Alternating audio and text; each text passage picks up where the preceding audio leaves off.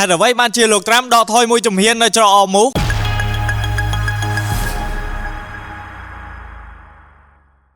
ពិភពលោកកំពុងតាមដានយ៉ាងខ្លាំងលោកដូណាល់ត្រាំទើបតែសម្រេចចាត់ផ្អាកប្រតិបត្តិការយោធាដ៏ធំមួយនៅច្រកសមុទ្រអមូតើមានរឿងអ្វីនៅពីក្រោយឆាកសម្រាប់ការដកថយមួយជំហាននេះកាលពីថ្ងៃអង្គារទី5ខែឧសភាឆ្នាំ